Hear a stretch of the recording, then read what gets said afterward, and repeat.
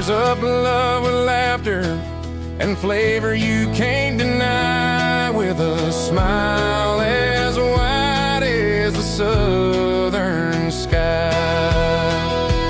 Oh, Chef Jason of Alabama, the beautiful,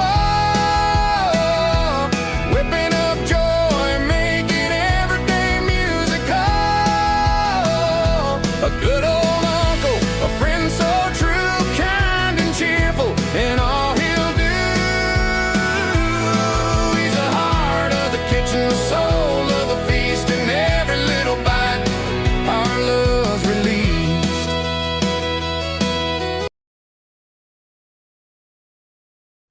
Hey everybody, welcome back to Lunch at Uncle Jason's. Today I'm doing a dish that I love. It's wonderful. It's called Voodoo Country Fried Steak.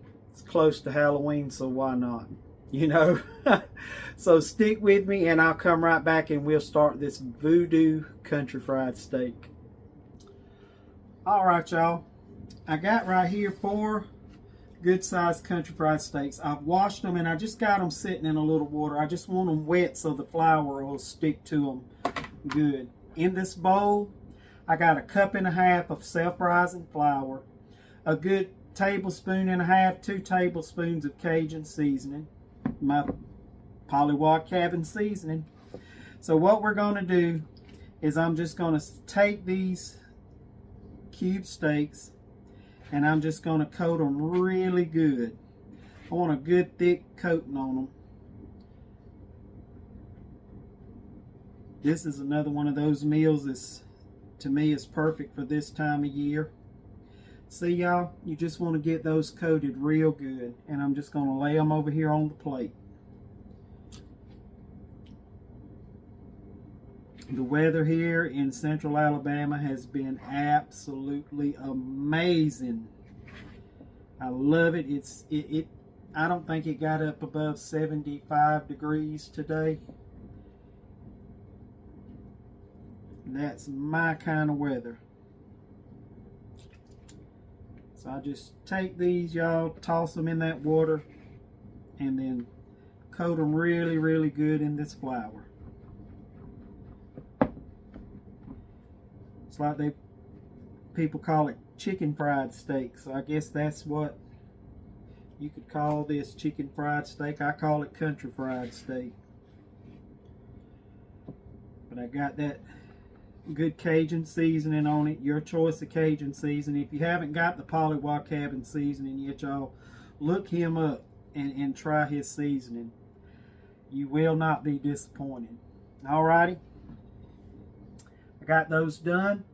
I'm going to get everything cleaned up here and get my pan set out and the oil heated up, and I'll come back and show you what we do next. Hang on. Alright y'all, I got my electric skillet out and I got about 1/4 inch to 1/2 inch of oil in here heating up, and I think it's about ready. Yep, I think it's about ready for our steaks. I'm just going to simply lay these in here, y'all. Fry them on both sides until they're golden brown and done. And that should not take long. And that's it. We're going to do this part and then we'll get these browned and I'll come back and show you how we make our voodoo sauce. Hang on just a second. Alright y'all, I just got these flipped. And I'm going to brown the other side. I just wanted to bring you back real quick so you could see. These are browning up really nice. I'm going to cook them on both sides. I want them to be pretty much completely done before I go on to my next step. I don't, you know, sometimes we cook stuff and we say, okay, it's not completely done because it's going to go back in the oven or if it's going to go in something else. This is going to be by itself standalone. So I want this to be completely done before I bring it out. So I just wanted to show you where I was at. So hang on.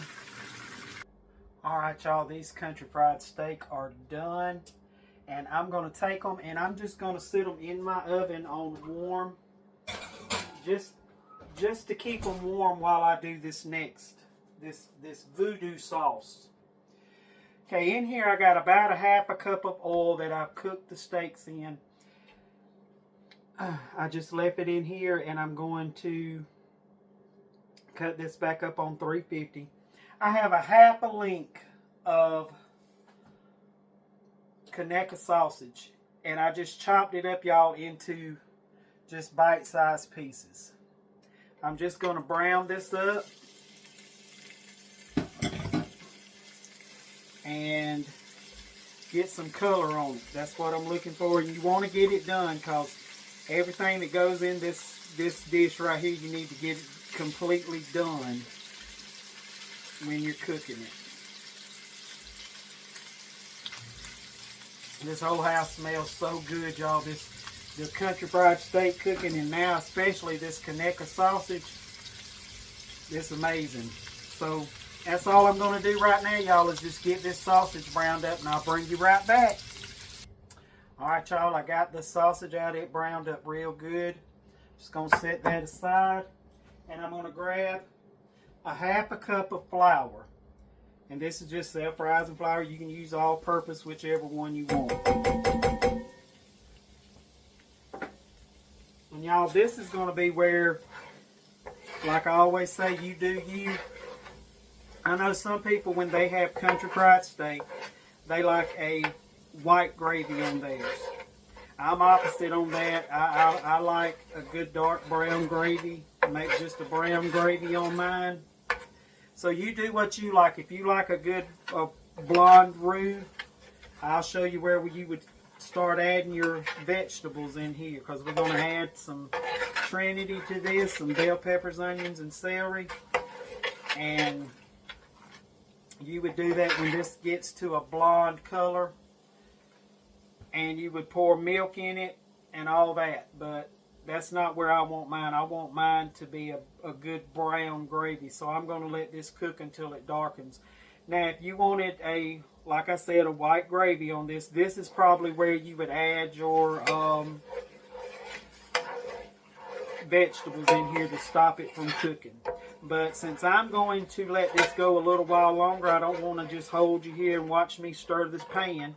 So I'm going to pause for a second, and I'll be right back. Alright, y'all, I'm about where I want my roux. You see that color on there? It's a good brown color. That's where I want mine.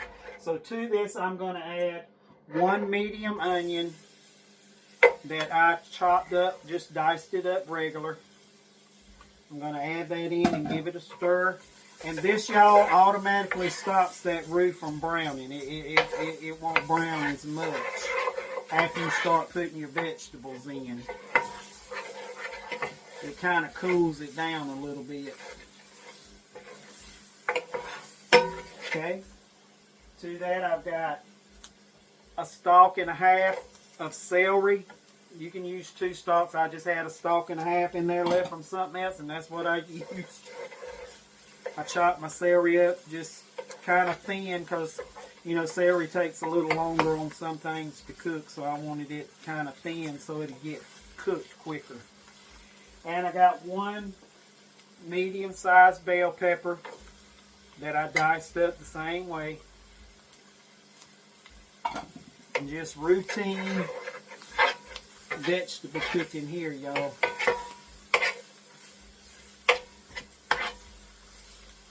Like I always say, this right here smells so good. I can't tell you how many times I walked in the house, and when my mama was still here with us, and she would have this smell going throughout the house, I'd smell that Trinity cooking in a roux, and I knew something was going to be good tonight. Alright, y'all, I'm going to give this just a couple of minutes to cook and let these vegetables soften up, and I'll be back again. Alright, y'all, these have softened up a good bit, but I'm going to give them a good heaping tablespoon of garlic. And if you want to take some cloves of garlic and chop them up, that'll work too, as long as you got you a tablespoonful. If you like garlic. If you don't like it, you just leave your garlic out. But I like garlic, so I'm going to leave it in there. Okay, I'm going to add some seasoning to this at this point right here. About a good half tablespoon or a couple of teaspoons, however much you like, of Cajun seasoning. And like I say, y'all, I use Pollywog cabin seasoning. If you hadn't got you some from him, go check him out.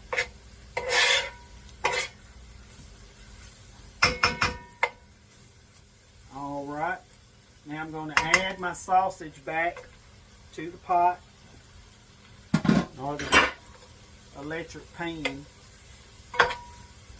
You can cook this on top of the stove in a pot too. It wouldn't hurt a thing. Okay. Now then, I got some chicken stock, and by all means you can use beef stock. That would be fine. Since this is beef, that wouldn't hurt a thing.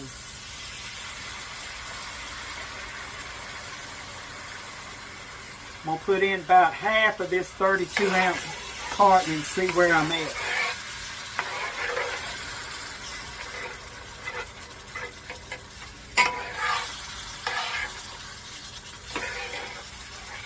I'm going to need some more.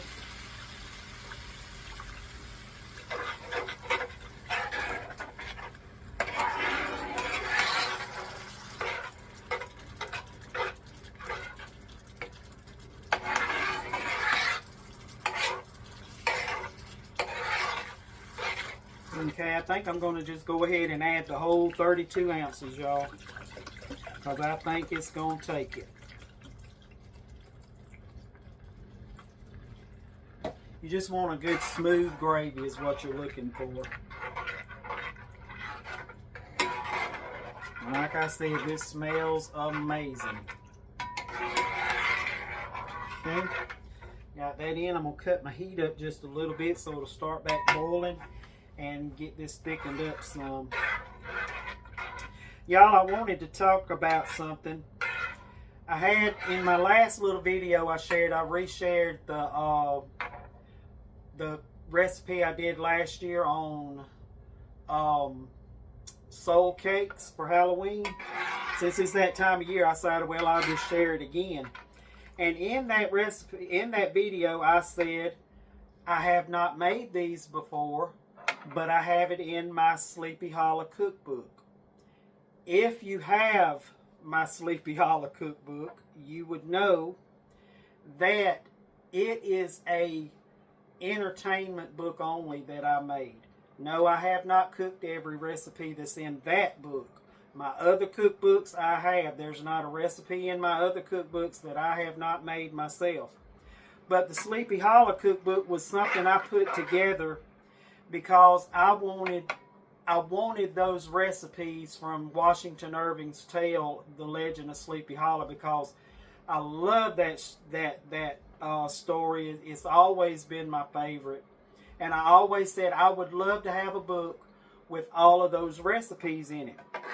Well, most of those recipes that are in that book I got from other cookbooks like Amelia Simmons' Art of American Cookery that was written in the 1790s, and The Frugal Housewife that was written in the early 1800s. I got them from places like that. I got some from a page I follow. It's called Townsend and Sons. He makes 18th century, 17th and 18th century foods, and I got a couple of recipes from him, but I wanted the recipes that were mentioned in that book, and I wanted them written down. So that's why I did that. Not because, I wasn't trying to fool nobody, because actually I stopped and I said, well, let me look and see how many of those cookbooks have sold. Out of all of my Sleepy Hollow cookbooks, there's only been 8 that has been purchased. So to those 2 people that mentioned that they were very disappointed in me for having a recipe in one of my cookbooks that I didn't make, if you will send me a message on Facebook, YouTube, and show me a picture of you physically holding that book in your hand, I will give you a refund on it. since that really upset you. And I apologize that that upset you. I'm really sorry. I had a couple of people ask me, now, Chef Jason, don't you let those people upset you when they say stuff like that. I said, I have worked for 30 plus years in child nutrition in schools. There's not nothing anybody can say on here that's ever going to hurt my feelings that a child hasn't already said to me. So, yeah, I'm good. Believe me, I am good. I'm not, my feelings are not hurt. But I just wanted to let everybody know that, yes, in the Sleepy Hollow Mary making, there are recipes in that book that I have not cooked myself personally. Because, like I said, I made that one mainly because I wanted all of those recipes myself. So, yeah, that's what that's about. Okay, now to this, y'all. I've got 12 ounces of raw shrimp that's been deveined and peeled, and these are still a little frozen, so that's okay. They're going to cook up quick. I'm just going to add those right in, and I'm going to cook these for a couple of minutes, y'all, until they turn pink and kind of make the C shape. They curl up a little bit, make a C shape, and turn a little pink. And when they do that, we're going to come back and we're going to be ready to plate this up. So give me just a minute. All right, y'all. These shrimp have gotten done. I want to show you one of them. See how that curled up and it's turned pink and opaque looking? That's what you want. So these are done. And what I'm going to do real quick is I have 1/3 of a cup of canned cream, which is evaporated milk.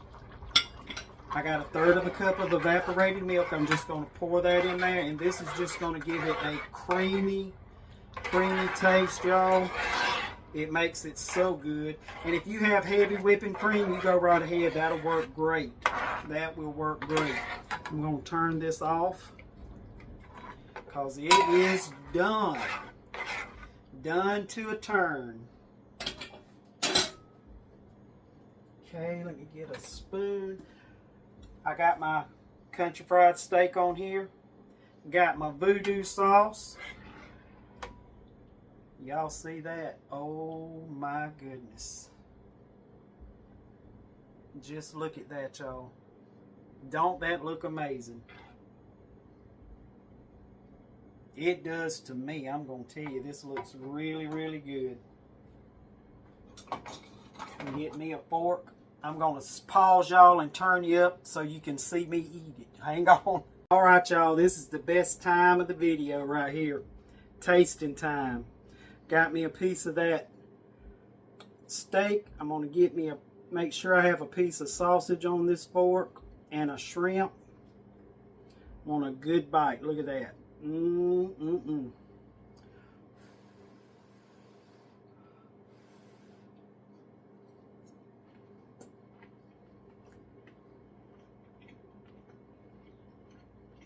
Y'all,